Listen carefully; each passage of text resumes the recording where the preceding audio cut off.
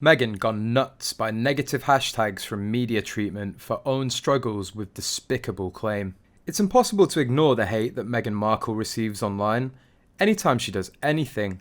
To be honest, she doesn't even have to do anything at all. Just a mention of her name inspires people to call her cruel, wordplay-based nicknames to make sure we all know how much they hate her. If you don't believe me, perhaps you'll believe the data.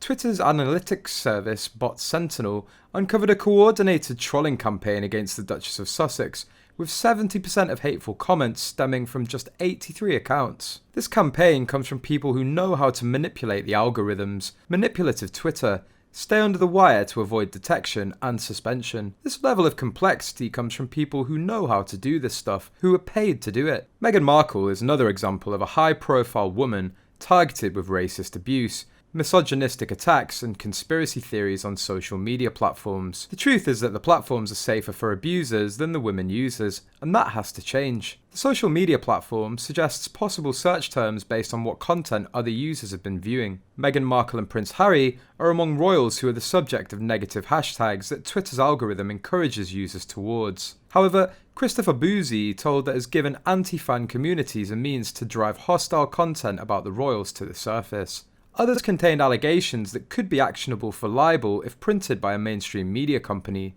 Boozy said, the algorithms, they believe that this is what people want to see. When you put in Meghan or Harry, the algorithm fills out the rest for you, and more than likely it's going to be something negative. My opinion is it has to be fixed. It's a significant problem that folks like myself have been screaming into the void about. Typing Meghan into the search box of Twitter prompted the social media platform to offer the hashtags #Meghan Markle go home and #Meghan Markle bullied Charlotte. Typing Meghan prompted Twitter to suggest #Meghan Markle is a grifter, #Meghan Markle Asia racist, and Meghan Markle exposed. Meanwhile, #Prince Harry triggered the suggestion, Prince Harry is a traitor. Archetypes returned this week with a new episode in which Meghan was joined by actress Deepika Padukone, Constance Wu and Jenny Slate. The fifth installment of Meghan's signature project is titled The Decoding of Crazy, and it features some of the Duchess's most candid remarks about her own mental health issues.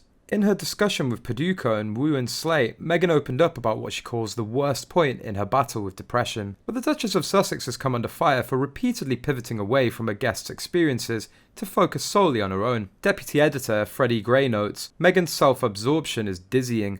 The subtext of every female story ends up actually being Meghan's own struggles. He points out that in an exchange with a guest, actress Constance Wu, in which Miss Wu starts crying while reflecting on her sexual abuse, Meghan pivots effortlessly back to herself. I would love to cry this much, but I'm conditioned to still have a different kind of composure. This interaction is echoed with Meghan's second guest, Bollywood actress Deepika Padukone.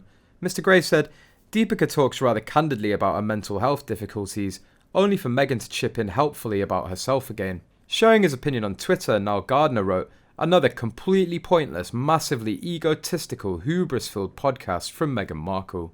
During the podcast, Meghan told listeners, raise your hand if you've ever been called crazy or hysterical, or what about nuts? Insane? Out of your mind? Completely irrational?